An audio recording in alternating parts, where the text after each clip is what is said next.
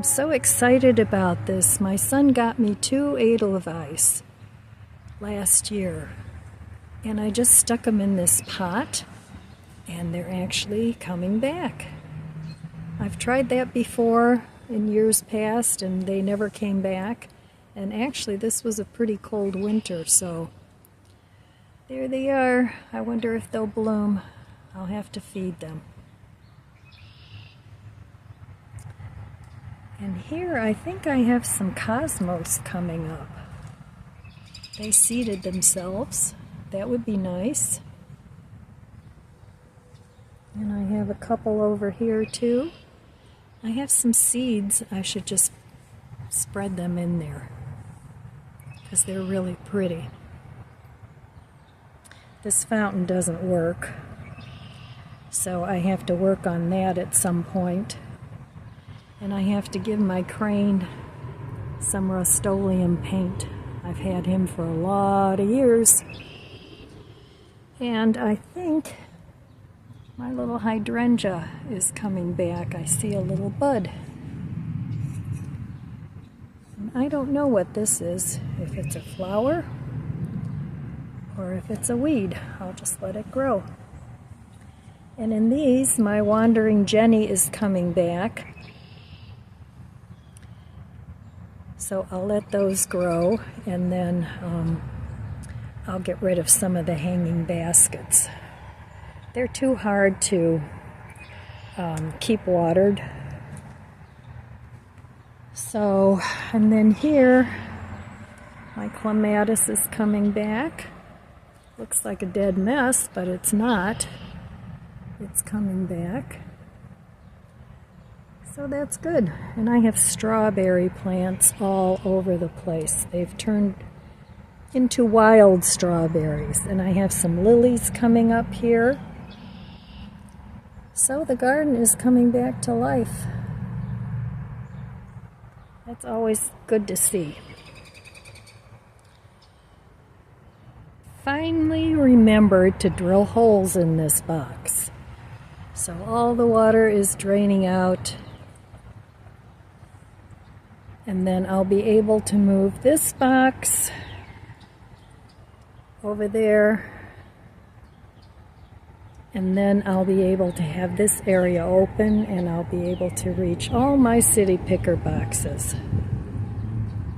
So I drilled 3 holes in. I could only reach 3 sides. Once I empty this out, I'll drill a hole in the other side too.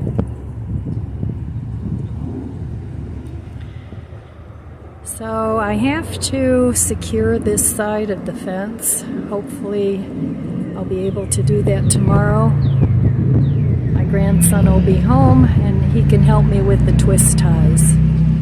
That'll be a big help, and then I can put my greenhouse in there. And I wanted to fortify especially this side. That's why I put the pallets and also the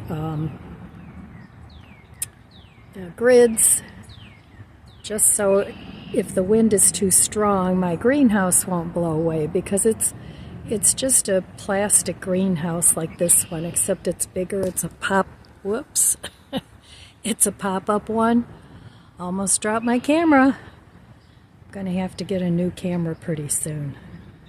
My chives are doing nicely. So it's coming along. Yay! That looks pretty ugly in there. But I wanted to get that drained before the mosquitoes come. So, all right, almost ready to do some planting of greens.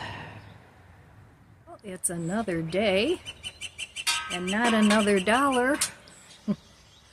And I'm sitting outside here. It looks like it's gonna rain. It's nice and warm, but again, it's gray and gloomy. So I thought I'd have my coffee out here since it is nice and warm. So cheers!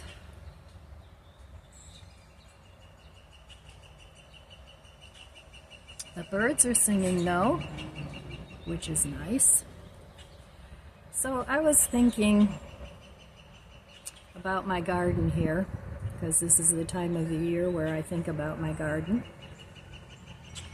And, you know, eventually the association people are going to come around, and my garden is like a little bit more over the top. Everybody else looks like kind of like an army barracks. I mean, a few people plant flowers, like my neighbor, she planted stuff behind her house, and you're allowed to do that. But, you know, I want to have like a little city garden here. So, I mean, a suburban garden. I'm not really in the middle of the city. So, I'm kind of on a fine line of what is permissible and what isn't. I mean, my garden has been this way for years, so that's fine. But anyway, I was thinking about how people that have money, they can go ahead and buy things that, like my fence, for instance, back there. I can afford a cheap fence and put some reed up, but I can't afford to fence in my whole yard. You know, I can't get those nice panels and everything. It's just way too expensive for me.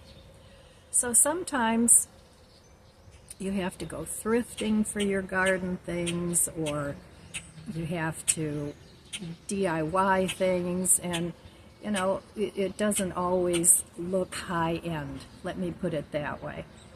I mean, it looks nice, you can make things look nice, but it definitely doesn't look high-end.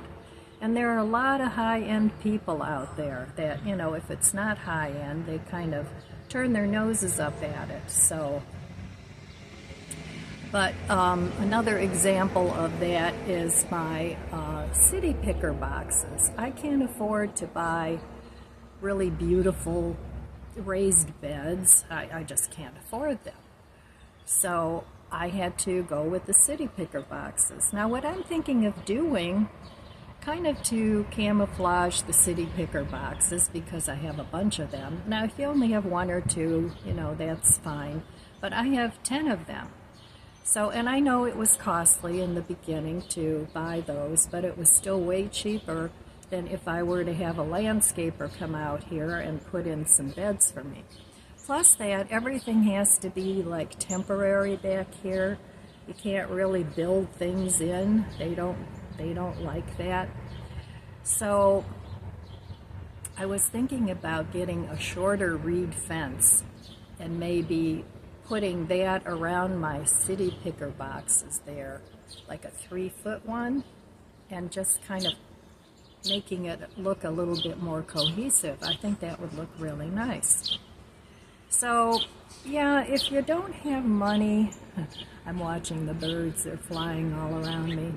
If you don't have money, you have to sort of be creative and make do with a lot of things. I'm listening to that one bird.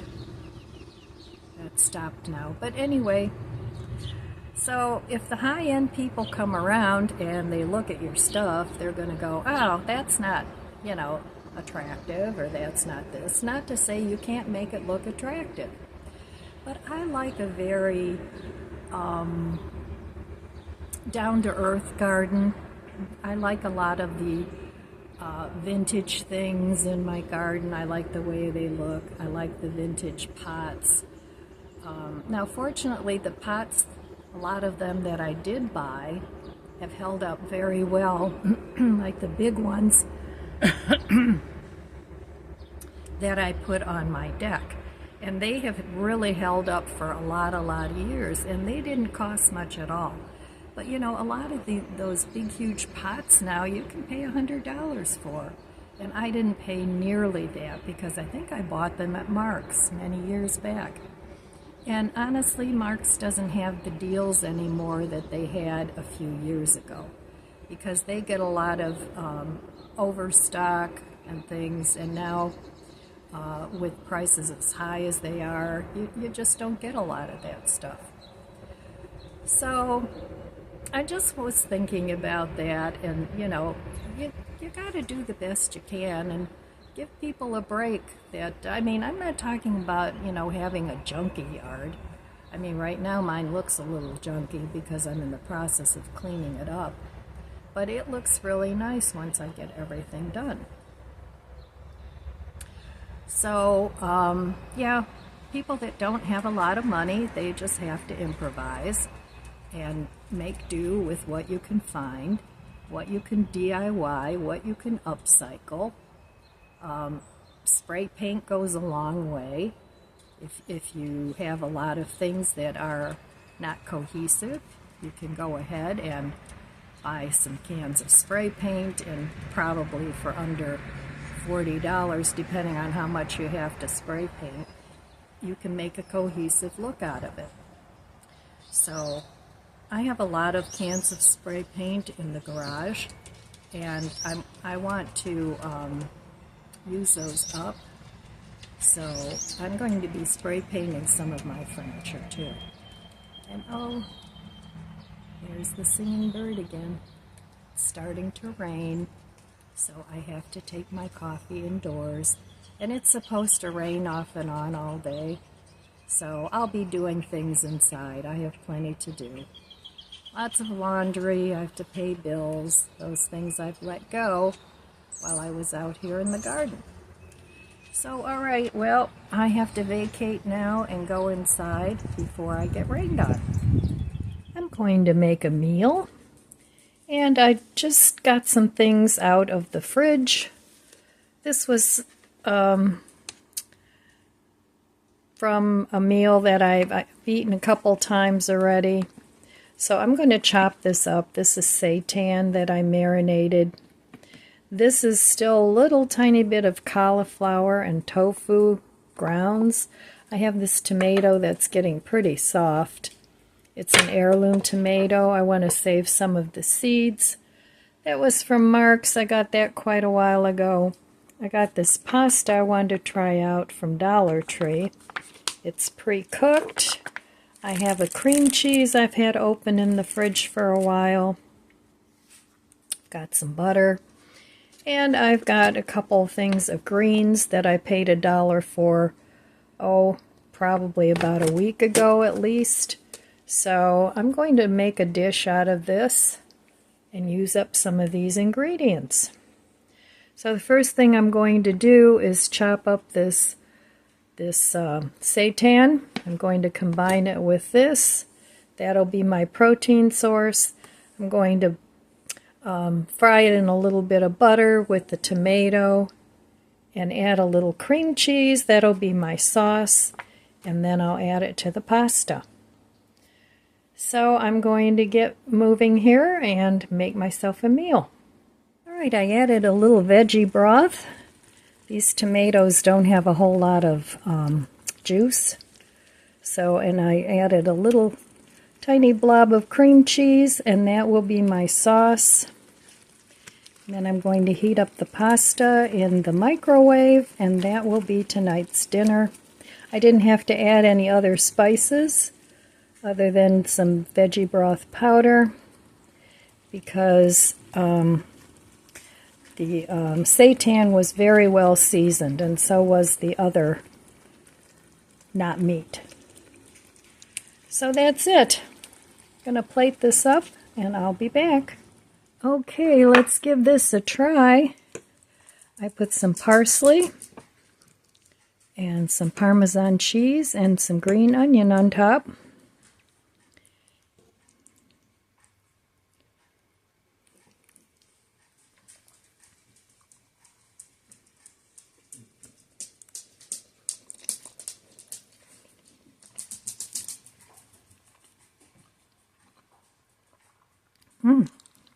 That turned out really good. No wasting of food. Well, I'm going to watch a little TV and enjoy my dinner. Well, it was a very quiet day. I didn't do much of anything. A couple things here and a couple things there. It rained, so I didn't go out into the garden today except to pick some beautiful spring flowers. And these daffodils are just gorgeous. I love the way they look with the dark purple. So I think I'm going to order these for the fall in these, and then next spring I'll have more of these. A friend of mine gave me these bulbs. She was purging some of her bulbs, and she gave me a whole bunch of them, but only a few came out, so I'm going to order some of those. I think is it Brex? The big bulb place? I forget what it is, but anyway. So my big task of the day was paying my bills, and I don't have a ton of bills, but they were all due. Actually, a couple of them were overdue. I've been so busy in the garden that I just kind of let it get away from me, but that's all right. They're paid now, so. But yeah, dinner was good, and I used up all the plant-based meat. I just reinvented it. And the gyro meat was really good when I had it on the gyros. And it was good ground up too. So, you know, if you have little bits of meat here and there and you don't have enough for a whole meal, you can combine meats. There's nothing wrong with that.